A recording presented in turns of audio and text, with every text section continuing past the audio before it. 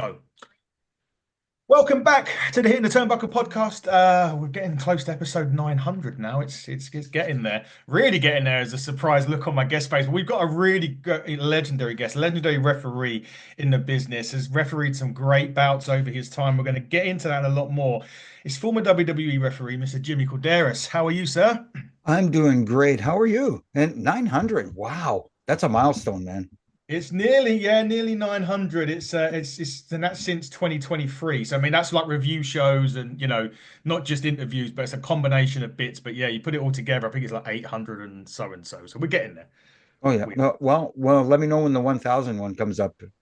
Oh, we will. Yeah, we're trying to do a little bit for that, but we certainly will let you know. I might even get you to do a little congratulations piece or something for us when we get there. Yeah, We're close. you may be able to coerce me. We may do, but Jimmy, obviously, thanks for coming on as well. It's a really pleasure to talk to you and someone that's had a lot of history within wrestling. Even as a look, referee, people don't actually understand how important actually a role a referee actually plays. It is about you assisting the wrestlers telling the story, isn't it, while they're in the ring? It, that's one of the misconceptions about refereeing. All they do is they go in there and pretend to referee and count three. There's a lot more to it. The referee is the conduit that helps the talent tell their story. It's not Mhm. about us. We're there to help them tell their story and help facilitate the perception that it is an athletic contest. That's what wrestling has been from day one. Is people forget that yes, we know it's a predetermined outcome. The cat's out of the bag. The curtain's been pulled back. There's no hiding it now. But What? at the same time, yeah, at the same time, uh, I think what's being lost right now is fans are forgetting to be fans and just sit back and relax and have that suspension of disbelief.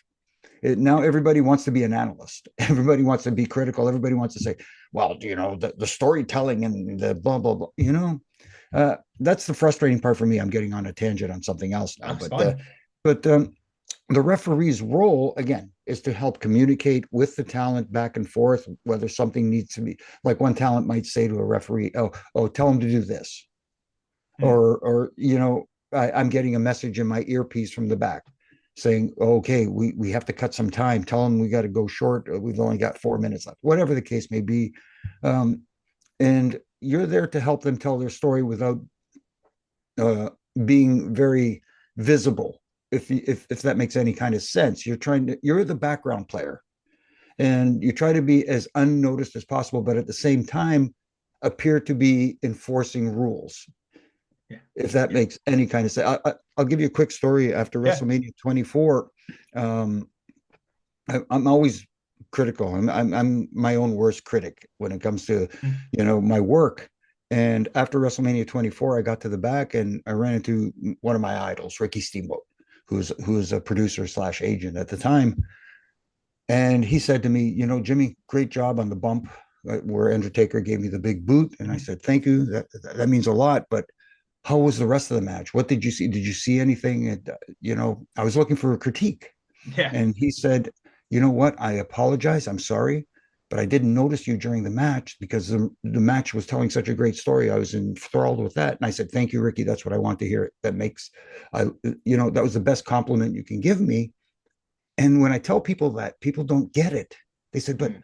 he didn't notice you. I said, yeah, exactly. I'm not supposed to be noticed. It's not about, I haven't sold a ticket in the 20 plus years I was with WWE.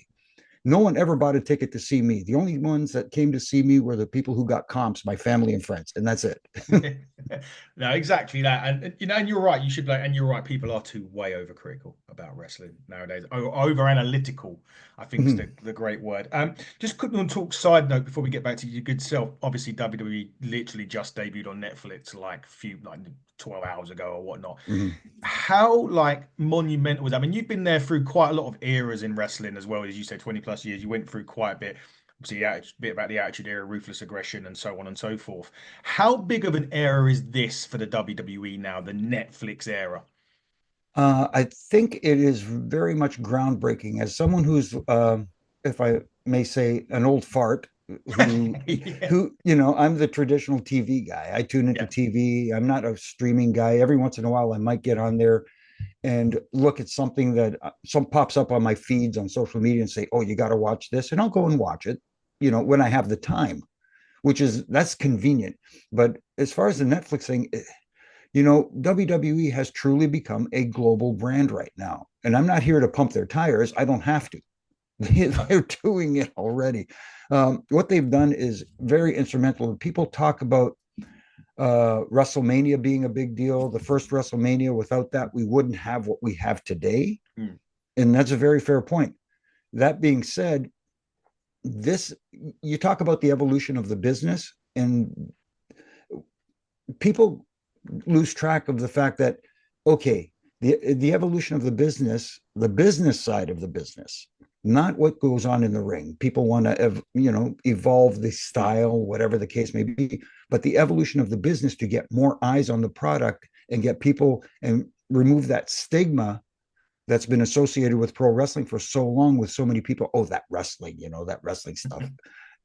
Now it feels like just another form of entertainment, especially on Netflix, where it's global now, it's worldwide. 80% of the world gets to watch if they want to tune in. Yep. That's incredible. Yeah. And of course, the money that they're making off it, is goes without saying. But you might hook some people now who understand that they see stars, not only the past stars from our industry, but also stars from the music industry, stars from the actings, a lot of actors, a lot of pro sports athletes who are big wrestling fans. When they see these people, they go, okay, maybe this isn't what I thought it was, that misconception. But this is a game changer. It really is. And hopefully other companies can learn from this and piggyback off it in some form or fashion where they could grow their audiences as well. Because, like they say, rising tides lift all ships. Yeah.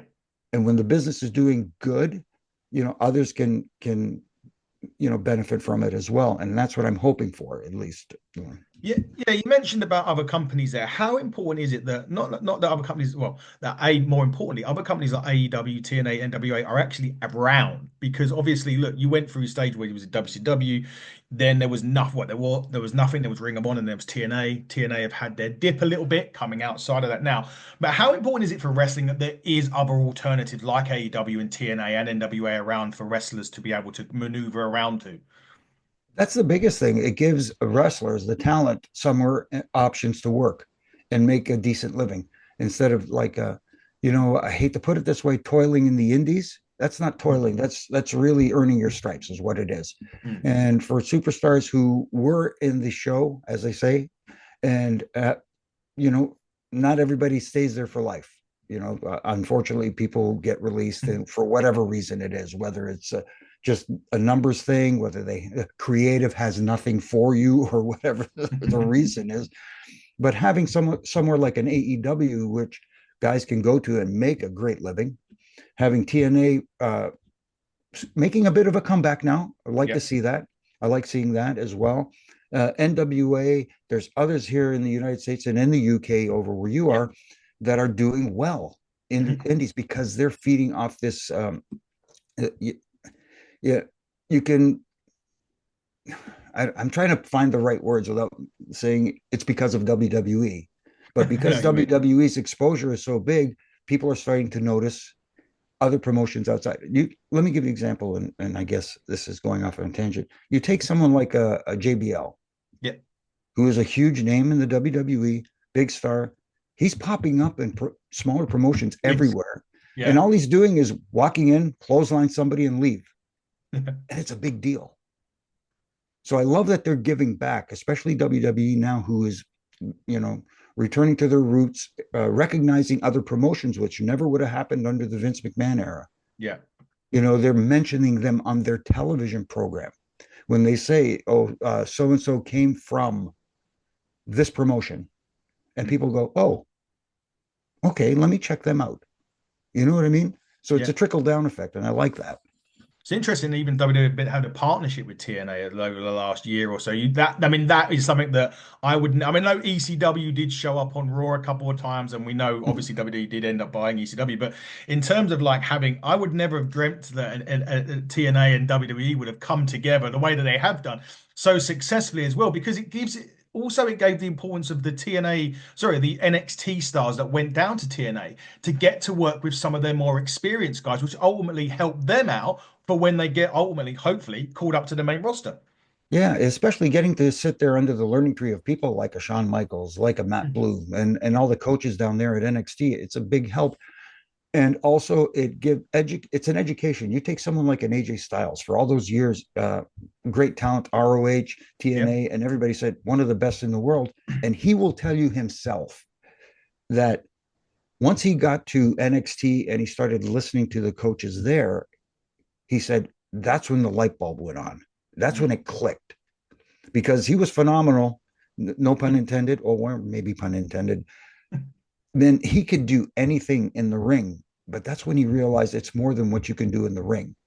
It's what you can do as far as a character, as far as getting people invested in you for who you are, as opposed to what you can do. Mm. You, if that makes sense. Yeah, total sense. It does. It makes a real good sense. And he's obviously gone on to have a great career in the WWE. Coming back to you, I've got an interesting question. I don't know how many times you've been asked it, but when they do a draft in the WWE now, not necessarily with the wrestlers, but with the referees, Hmm. how is that for you? Because obviously travel can change like that. Do you get informed ahead of time, or is it something like, oh, now you're now drafted to SmackDown, you're now going to be Raw, that's it? Well, they give us a little bit of a heads up. Fortunately, once they did the official brand split with Raw and SmackDown, Mm. I got assigned to the SmackDown brand and Yep. was there and didn't get, Yes. you know, go back and forth. No. So I unfortunately had the pleasure of writing with Tony Chimmel for all those years, but but I guess it is tough because well, it was different for the referees that worked on the ring crew as well Mm. because you traveled with the others on the ring crew, so Yeah. that was simple. If you're one of the referees that weren't on the ring crew, then you traveled with whatever talent you know how it is. You buddy up with somebody Yep. and you do to share expenses and that sort of stuff. So I could see that, but yeah, you got to find the right partners to travel with. You know what I mean? Because sometimes there are long drives in between towns, and you guys got to put up with each other. It's almost like family members. Yeah, it can be, especially some of the drives are like 4, 5, 6 hours from town to town. So it was obviously never easy.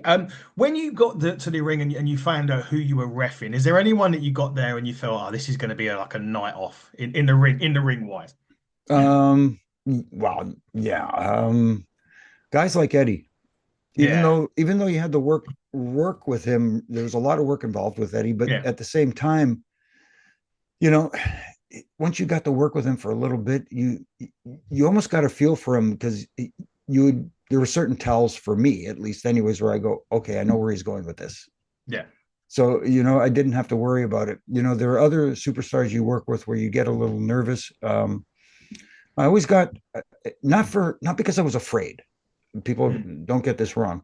Always got a little nervous working matches with the Undertaker, only mm, because he was our locker room leader. And yeah, as I tell people all the time, he didn't anoint himself as the leader. The locker room anointed him as the leader. mm, And that's how much respect he had. So I always wanted to uh, perform my duties uh, in a way for him. You know what I yeah. mean? Make sure that I did it right. And it's not that I didn't feel the same way for other talents. I did it pretty much for anybody I walked in the ring with, but there was a kind of increased level of that when I walked in the ring with the dead man. Can I ask? I mean, I know obviously I've been to there. I've been to WrestleManias. I've been in the arena when it's happened. But what is it like being in that ring when that gong hits and you see that man walking very slowly, but Mhm. walking down to the ring and that whole performance that comes with it? I spoke to Matt Cardone and he was like, there is nothing ever like it in the wrestling business. No, there isn't. I mean, like you get the Rock, his Yep. infamous music, you get the glass breaking, and all due respect to Steve, that's an incredible feeling as well. but with the entire pageantry in the cinema, when you see the lighting, the way that it's staged, and that gong, there's something about that gong Yeah. that once you feel it, you get shivers. You Mm. know, The Rock always talks about goosebumps. This is more than goosebumps. It shivers up your spine when you get it, and you get like whatever it is, 60, 70, 1,000 people just erupt. I mean, even this past WrestleMania 40 in Philadelphia, Yeah. uh, nobody expected it. No. Everybody was expecting the glass to break. Yeah. Yeah. I We was were. expecting I was expecting the Yeah. glass to break, but when the gong hit, it was that if there was a roof on that place, they would have blew it off. Yeah. They But would have so, done. but standing in the ring and witnessing that, it's almost like you forget everything that's going on around you. You're absorbing this energy, and then you go, "Okay, I got a job to do. I got to get back to this." But holy moly, what a moment! When you say it's incredible, it doesn't describe it. It's an understatement.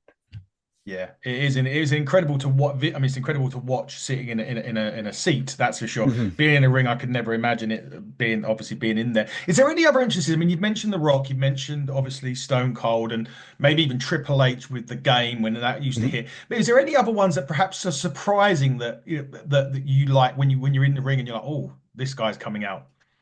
Mm. Uh, I don't know. Sometimes you can go back and look at.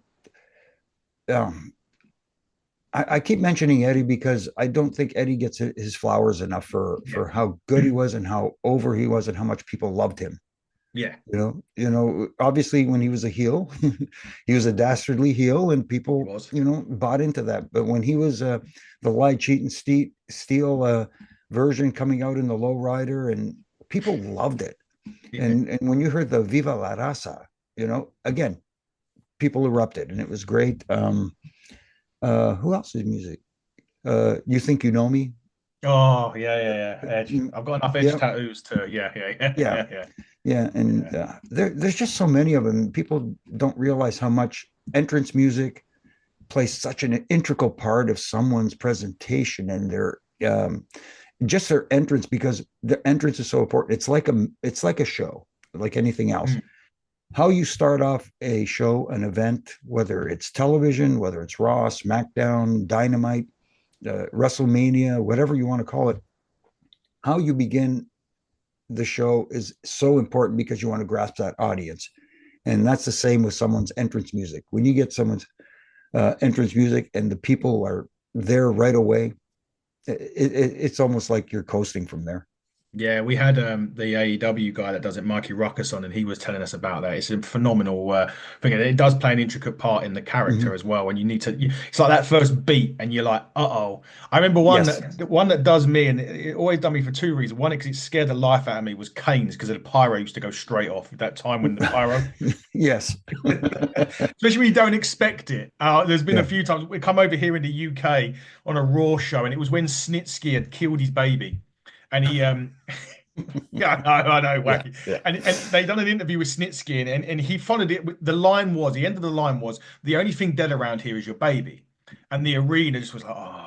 And then this four-way tag, I think, started off in the ring. So we're all watching the ring, and then that explosion goes off in the background. And I'm very funny with that. I just leapt out of my seat. But it's things like that, like Kane's one. Has Kane's one ever caught you off guard? Yeah. Oh no. Uh no, just not off guard in the sense where I didn't know it was coming. I knew it was coming, but I Yeah. forgot it was coming. You know what I mean? That sort of Yeah. thing. The other thing we had to worry about with Kane was, if you remember his entrance, where he'd come to the ring and he'd lift his arms and then he'd Yep. bring him That for down, the and the yeah. corner post would do the, Yep. because we stand in the corner during entrances to stay Yes. out of the shot as best as possible, stay, Yeah. lay out, as they say. When he did his entrance, we'd have to kind of remember, okay, shift over. You don't want to get hit by that pyro. You know what I mean? I'd always try to shove Chimmel back in the corners, hopefully. But anyways, yeah. He had a great thing for Edge though. That the entrance for Edge was great that Chimel done. Yeah, because that was great, because on house shows or live events, as they call them now, we used to have fun and Yeah. used to, joke around. And Edge told him, you got to come up with something cool. And he did. And he did it on the house show. He said, oh, you're doing that on TV. He says, yeah, but I don't want to get in trouble. He says, no, you won't get in trouble. Do it on TV. And that's how it all started. It's all started at Brilliant. the house show. That was great. I loved it. I still think it's great to this day. When he last done it was spectacular. Mhm. Refereeing a Royal Rumble, is that one of the hardest ones to do because there's so many bodies and things can go wrong? I mean, the Batista John Cena one was ones that Mm, actually was great because it actually went wrong, but it went wrong for the right reasons. But how difficult is it to referee that, or do you just get a standing point and you just got to watch out? You got to move around a lot because obviously you're getting signals and signs from the back. Hmm. So you got to try and relay it to the talent without being so overt in doing Yeah. so and letting the audience know, okay, he just told him something. He just told him something. You know, you Hmm. wait for somebody to maybe to be selling by the ropes and you kind of go over and you um, act like you're checking on them. Yeah. But in the process, you're kind of passing off a signal or whatever the note is from the office or whatever from Gorilla. You know what I mean? Yeah. Um, but they got smart after a while where like you mentioned the infamous John Cena Yeah. Batista one, we had four referees out there, Yeah. so you got all four sides covered, so everybody kind of gets assigned a side, stick to your side and do your best. But Hmm. originally when they had two referees, it was like, okay, now we're jogging around the place, and like I say, you want the referees not to be a distraction when you see this head running around the outside of the ring. You're watching the action, you go, what was that? No, no, you don't want that. No, I gotta admit that finish to that road is still to this day probably the best. The way that they just, it was worse. It was like a happy accident because they absolutely landed spot on. You couldn't call it either way. No, and if that had been the original, they couldn't have done it any better if they had planned it. It was so because obviously the finish they did later on, Yeah, the finish that they were hoping for, but because you had so many guys in there and everybody's leaning against the ropes trying to throw each other out, everybody's oiled up and sweaty. yeah. The ropes get slick. So Mm. when they went over the top, Dave was supposed to hang on, but he just couldn't. And then they landed, and yeah, I'll tell you. And when they landed, everybody went. The four of us on the outside all went, "Oh!" So Jack Dolan, the referee, instinctively went over and raised Dave Batista's hand Yeah, because he was supposed to win the Royal Rumble. yeah. All of a sudden, we get it buzz in our ear. I guess somebody watched it back in the truck and said, "Damn, they landed at the same time." So we get it. One of the SmackDown referees go and raise John Cena's hand. So I was the closest one, so I went over and I raised John Cena's hand, and right then, I I clued in. This is what they want to do. They landed Yeah. pretty. So we're arguing. No, he won. No, Cena won. No, Batista won. We were going back and forth, and while this is going on, I'm hearing in my earpiece, okay, the other refs, somebody go find Teddy Long and Eric Bischoff, the respective general managers for each brand. Get them here because we want to send them out there so they could argue and restart the match and that sort of stuff. So while this is going on, we're doing the background. No, he won, raising arms. All of a sudden, here comes Vince Yeah. tearing. Now, there's a difference between the Mr. McMahon character and we saw Vince come out, Hmm. a pissed off Vince. You can tell he was not happy because I think he didn't want to be the one to go out there. So as he dives under the bottom rope, obviously he Yeah. goes to stand up and he lands right on his butt, and we're all like, "What the heck is going on here?" And he's like, "Get over here!" And he starts barking instructions. We still don't know why he's sitting there and not getting up. As we found out later, he had torn both quads Yeah. in the process of diving under the rope and trying to stand up. But the amazing thing about it is when he rolled out of the ring to get to the back, obviously some security guys and everybody Yeah. tried to help him, and he shoot them all away, and he managed to get to the back on his own. I don't know how he did it with two torn quads. You know, say what you will about him, but he just didn't want to look weak in front of anybody. Yeah. It was I remember going to a show that Edge he done like a one night show over here and he said when he saw him land he's like oh shit Yeah. they're together and then the things about as we mentioned about the Vince stuff but being around obviously you've had some great returns and some stuff at the Royal Rumble some maybe like the John Cena one when he come back Mhm. really from injury. I mean, and I think I remember him saying that there was literally about two people that actually knew, or two or three, maybe four, that actually knew about it. Has there been any like that at the Royal Rumble where you were like, hang on a minute, why is he why is he here? Or do you guys get No, clued up? I'm trying to think back, but thinking back to the John Cena one, I know exactly which one you're talking about. The one that was at Madison Square Garden. Yeah, yeah, It's exactly that. Yeah. funny because I was one of the referees, but I happened to be before the match walking. There was this. I had a bad habit of smoking. I used to smoke cigarettes. Yeah. I fully admit it. I'm reformed. I've quit. I don't even Good. have the urge to do it.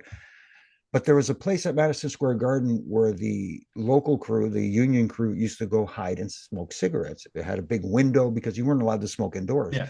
but it had this big window that used to flop open, and they'd go in this and they'd hide in there and smoke, and we were welcomed in there. So I went with my little spray bottle so I didn't smell like cigarettes all over the place. And I went into the room and I had a cigarette, and I was walking out, and this car had pulled up, and someone got out that they had kind of covered up. Yeah. But I looked down and I saw the sneakers, and I go, "Oh!" And then I thought to myself, "I better not say anything." You know what I mean? So I knew enough to keep it quiet, but uh, I was tipped off. So if there were two people that knew, then actually there were three because I knew. Yeah. I just didn't Real. know when. I just didn't know Yeah. when. When he was coming out. Amazing. Yeah. Is there you mentioned before that you'd get things in your ear about cuts time short and stuff like that. And obviously we've seen injuries that have happened in wrestling when you've been Mhm. when you've been officiating, but just officiating in general. Mhm. How is that? I know it's all kind of like communicated. I know sometimes you throw up the X and stuff like that, but Right. has there been one that stands out for you when you've been wrestling and the injury has happened when you've been there and you're like, is there some point where you get a bit lost or anything like that at that time, or have you just got like, oh my God, I need to let the guys know at the back and go from there? No, it's like you said, you do your best to put a signal up there. The X, everybody knows the X now Yeah. is the signal. Referees now have the talk back button, so they Oh, can okay. check, and now they can talk back to Gorilla and say, Ah, okay. okay, the main thing is, especially with the old school guys whose mentality is, regardless of how hurt I am, the show must go on. Yeah. You got to convince them to stay down. That was the Yeah. thing. You got to tell them, stay down, relax. Um, I'm trying to think of specifics, but nothing's coming to mind. But there were a few times where I've had to tell guys, you know what? Give it a minute, Hmm. relax, take it easy, take a breath, breathe, something like that, and then go back to the whoever he's working with and tell them, okay, give him a minute. Let's see if he's okay. If he's not okay, we're stopping. Yeah. And sometimes they would be okay. Okay, I'm cool. I'm good. Everything's good. We had little telltale signs that we used to use Yeah. to check and make sure that they were, aware and with it. If you know what I mean. Hmm. So your job is to assess it. Now there's a um, of course, as time progresses, they have someone, a medical, um, from the medical team, Yeah. ringside. So if they need anything, he's right there, to Yeah. to check on things. But we had to, of course, not trained, but Hmm. learn to recognize signs. Yeah. You know, you know. Yeah, exactly that. I think Triple H was the kind of few that stood out. He done both of his quads, didn't he? And he done one with the Jericho, and he kept on, and he took the thing on the table, when they right? when they collided knees, right? No, Yeah, I no, think that no, it was was when Mick. he done the sledgehammer, wasn't it? Across when Jericho had the walls of Jericho on. Yes, yeah, because the other one was with Mick when they collided knees, I think. Yeah, I think so. Yep, yep. Wasn't one a spine buster with Randy Orton? Um, I'm He trying to done. remember. I thought he done I've the taken. second one when he done the. It was a. I mean, it was a spine buster. I thought it was on Randy or Edge. I could be wrong. I thought this was. No, Maybe I'm wrong, but I thought it was no, you're probably right. I've taken too many ref bumps, so I've a ref definitely bump. forgotten more than I remember. Need to talk about ref bumps because they happen quite often now. Mhm, Has there mhm. been one where you're like, that's hurt more than it should have done? Kind of thing. It's really weird because when you take a ref bump, and my philosophy for taking ref bumps is it shouldn't look like you're trained to take a bump. Yeah, exactly. Because Yeah, if a referee flatbacks, people will go, "Oh, look, he's been trained to do it." So it's got to look a little off, but you got to do it. Try to do it in a way as best you can without hurting yourself, um, and protect yourself as best you can. That being said, sometimes uh, I don't know how to put it this way. You feel it later Yeah. because you're so caught up in the moment, and you may land awkwardly, you may land hard. Someone might land on you. They're obviously a lot bigger than I am. Um, so and you feel it, but you don't feel that ouch Yeah. until later. And then later you go, oh man, that did hurt. I've had different things. This is video. I don't know if you can see little things Yeah. like my finger, Yeah. my thumb on this hand got Mhm. torn back to almost Yeah. my, you know, but I have not knocked myself out, which was a lot of fun because Jimmy Hart apologized for like years afterwards, and it wasn't him. I did it to myself. WrestleMania 4 with a megaphone. He was supposed to pop me with a megaphone, and when I Yeah. went to face plant down, my hand shot out, and my chin hit the canvas and just hit the Yes. sweet spot. Yeah. And that's all. After that, it was lights out. And he Wow. just gave, "Hey, Jimmy, baby, I'm so sorry." And I'm like, Jimmy, you didn't do it. I did it to myself. It's okay. Brilliant. We're gonna wrap up in a sec, Jimmy. It's been great. But do you have a No worries. favorite No worries. match? Do you have a favorite match that you've refereed or a top sort of three that in your head? Oh man, obviously WrestleMania 24, Edge and Yeah. Undertaker. It's the main event of WrestleMania. It doesn't Yeah. get bigger than that. And also the fact that I wasn't originally scheduled to referee that match. No. Um, I ended up working that match, and again, not to pat myself on the back, but requested by Edge and Undertaker Yeah. to do that match, which is a big deal. Which for me, obviously, put a little more pressure on me, but it's okay. Yeah. I'm fine with that. Um, SummerSlam, SummerSlam 2002.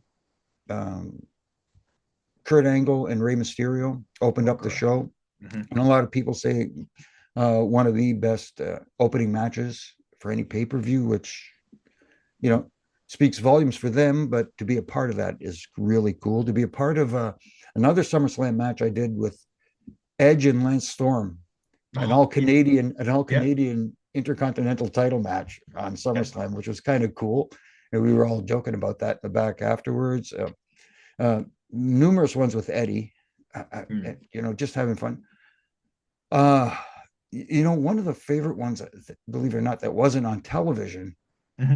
happened in, I want to say it was Oberhausen, Germany, during one of our European tours. It was a tag match, Edge and Christian versus Jeff Jarrett and Owen Hart, Oh, yeah. which was class. And Owen was in rare form with his just making everybody laugh again. He would do these things like, um, for example, he would, splash. They were getting heat on Edge, and he would splash off the bottom rope. He would dive off the bottom rope and splash his ankles and cover his ankles and yell at me to count. They would do all these crazy things. They did the spot um, where he had a foreign object. Yeah. He would use the foreign object when I was distracted, and we'd go through the whole process of he'd pass it back and forth with Jeff Jarrett and hide it from me until it came time for me to catch him. And he had it tucked under his arm, and with the count, I forced him to raise his arm, Yeah. and a napkin comes floating out. He was using a napkin as a foreign object, you know, and, and then when the baby faces Edge and Christian were doing the comeback, they had them in opposite corners up on the ropes, get ready to do the 10 punches. And when they looked up in the crowd, they reached into their trunks, they pulled out these little red clown noses and put them on so that when they looked down to do the 10 punches, they broke out laughing. And when they popped off, I picked them up. I still have them to this day. I kept Oh, them. wow. Yeah. That's one of my favorite souvenirs too, having those clown noses from that match. I've just been blessed to be a part of so many great matches. And, you know, uh, people are saying, would you ever come? No, I'm content. Mm. I'm content. If the right circumstance come back for one match to do something, never say never. It's the wrestling business, but at the same time, like I said, I've been blessed, and I'm quite happy with what I've accomplished, and now getting to stay home with my wife. She's the one who put up with all those years of traveling where I was Yeah. hardly home. you know. And now she's sick of me and wants me to get on the road again, but it's not happening. One last thing, Hall of Fame, right? Should Mhm. referees should be in the Hall of Fame, right? And would you accept that honor if it was bestowed upon you by the WWE? Well, I absolutely would accept it, but I think there's a few that deserve the honor before me. Hmm. I look back at, of course, my mentors, Yeah, like the both Hebners, Dave and Earl. yeah, God bless Dave.